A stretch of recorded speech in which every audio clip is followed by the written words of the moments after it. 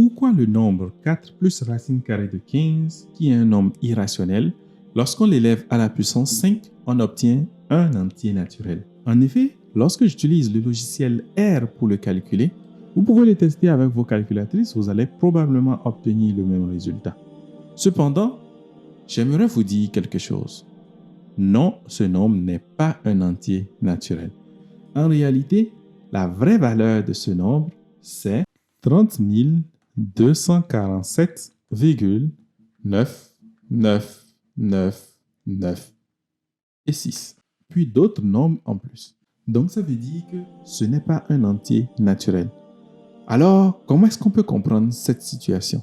Pourquoi est-ce qu'on a quelque chose qui est très proche d'un entier naturel? Et je veux même arriver à vous étonner encore plus. Lorsque je prends 4 plus racine carrée de 15 à la puissance 10, j'obtiens un entier ici, naturel, et après ça, j'ai des 9, comme ça, qui sont au nombre de 9. Et si jamais j'essaie d'augmenter l'exposant, plus le nombre de 9 après vont donc augmenter. La question ici, c'est de savoir comment est-ce que ceci peut s'expliquer. Pour pouvoir expliquer cela, ce qu'il faut faire, c'est déjà d'essayer de comprendre c'est quoi la différence de nombre. En d'autres termes, quel est le nombre qu'il me faut en plus pour pouvoir obtenir un entier naturel. Lorsque je prends 4 plus racine carrée de 15 à la puissance n, plus 4 moins racine carrée de 15 à la puissance n, pour n'importe quel n, cette valeur est un entier naturel. Pourquoi est-ce que c'est un entier naturel? Bon, vous pouvez le vérifier par exemple avec plusieurs vidéos que j'ai fait sur ce genre de nombre. Mais pourquoi est-ce que c'est égal à un entier? En effet, lorsque je fais le développement en utilisant le binôme de Newton, je vais obtenir 4 à la puissance n plus une combinaison de n dans 1 multiplié par 4 multiplié par racine carrée de 15 à la puissance n moins 1 ici bien sûr, plus une combinaison de n dans 2 multiplié par 4 à la puissance n moins 2 multiplié par racine carrée de 15 au carré, plus ainsi de suite.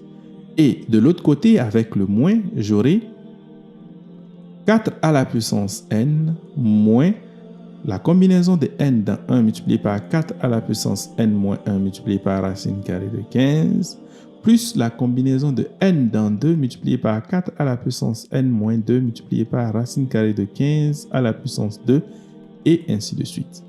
Donc ce qu'on va remarquer ici, c'est que d'abord, les nombres qui sont ici, c'est-à-dire dont l'exposant de racine carrée de 15 est pair, seront des nombres où il faudra additionner.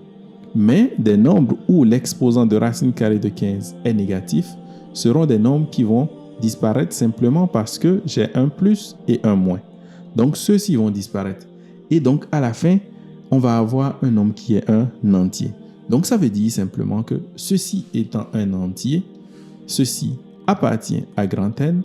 Ça veut dire simplement que, étant donné que ceci est un entier, ce qui manque pour que ceci soit un entier, c'est donc ceci. Donc, on va essayer donc de regarder c'est quoi la valeur de 4 moins racine carrée de 15. Si je calcule cela, c'est approximativement égal à 0,12.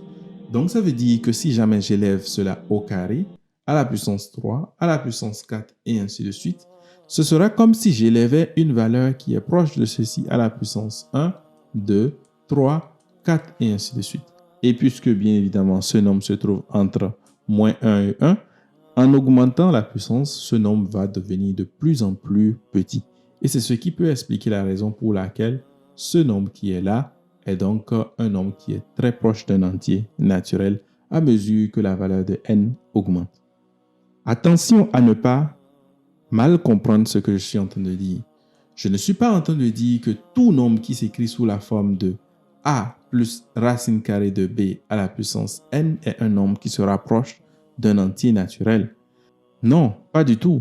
La preuve, si tu prends par exemple 4 plus racine carrée de 29 et que tu essaies d'élever à des puissances de plus en plus grandes, tu vas voir que c'est un nombre qui sera très loin d'un entier naturel. Et pourquoi cela? Parce que justement, lorsque je prends le conjugué de ce nombre, c'est-à-dire 4 moins racine carrée de 29, je vais avoir un nombre qui sera sensiblement égal à moins 1,38. Ce nombre étant supérieur donc à moins 1 en valeur absolue, plus je vais élever à une puissance élevée, plus ce nombre sera grand en valeur absolue, bien évidemment. Donc, ça veut dire que de l'autre côté, la valeur ne va plus se rapprocher donc d'un entier naturel. Il y a un autre élément que j'aimerais quand même préciser. Si jamais la valeur de cette différence ici est petite, alors vous allez remarquer que la croissance sera de plus en plus grande. Et si par contre la valeur est grande, la croissance sera relativement lente. Si je prends par exemple 4 plus racine carrée de 23 et que j'élève à la puissance 5, ça va me donner 52, 64, 8.32. Comme vous pouvez le voir, ce n'est pas du tout proche d'un entier. Ensuite, si jamais j'élève ceci à une puissance un peu plus grande, donc on va aller par exemple à la puissance 10, ceci va me donner quoi? 277, 184, 55, 17.1. Donc, une fois encore, on ne se rapproche toujours pas d'un nombre entier. Et si j'augmente par exemple et que je vais à la puissance 100, cette fois-ci, je vais obtenir un nombre qui est beaucoup plus proche d'un entier. La raison de cela, c'est quoi? C'est que si je calcule 4 moins racine carrée de 23, ceci est sensiblement égal à moins 0,79. Donc, comme vous pouvez le voir, c'est un nombre qui est assez élevé dans, bien sûr, le range de moins 1 à 1 en valeur absolue. Donc, en élevant à la puissance, ça va prendre beaucoup plus de temps avant de converger vers 0.